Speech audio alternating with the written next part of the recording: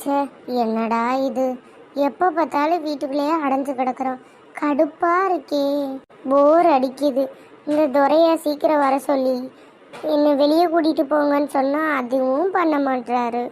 எவ்வளோ நேரம் தான் இந்த 4 சுவத்தையே பார்க்கறது? ச்சே, எரிச்சலா வருது. என்னையெல்லாம் விட்டா எங்கிட்டாவது போயிடலாம் போல இருக்கு. என்ன இவ புழு மாதிரி இந்த நிலையில் நெளிஞ்சுக்கிட்டு இருக்கா? ஒரு வேளை வீட்டுக்குள்ளேயே இருக்க ஒரு மாதிரி இருக்கோ. சரி, துரைக்கு ஃபோன் பண்ணி வர சொல்லி இவளை கூட்டிகிட்டு போக சொல்லுவோம். ஹலோ, எப்பா துரை? ஐயோ, நம்ம அத்தையை பற்றி ஒன்றுமே சொல்லலையே. இப்போ எதுக்கு அவர் வேலையில் இருக்கும்போது அத்தை ஃபோன் பண்ணுறாங்க? ஒரு வேளை நான் வேலை வெட்டி பார்க்க மாட்டேன்னு சொல்லி கொடுத்துருவாங்களோ? ஐயோ, அத்தை அத்தை. மருமலை, ஒரு நிமிஷம் போன் பேசிக்கிறேன். எப்பா துரை? ஏம்மா கேட்குதுமா, சொல்லுங்க. ஏப்பா, மருமக வீட்டுக்குள்ளேயே கிடக்காப்பா. அவளுக்கு ஒரு மாதிரி இருக்கும் போல இருக்கு. எங்கேனாலும் கூட்டிட்டு போயிட்டு வாப்பா.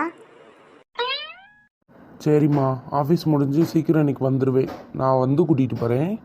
சரிப்பா, கொஞ்சம் சீக்கிரம் வா. நான் அவளை கிளம்பி ரெடியாக இருக்க சொல்கிறேன். சரிங்கம்மா. நான் கூட உங்களை தப்பா நினைச்சிட்டே.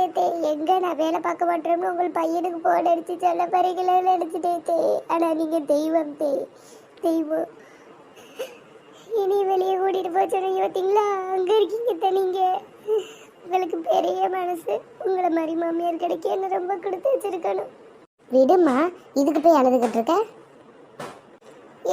நீங்க எனக்கு ஒரு அம்மா மாதிரி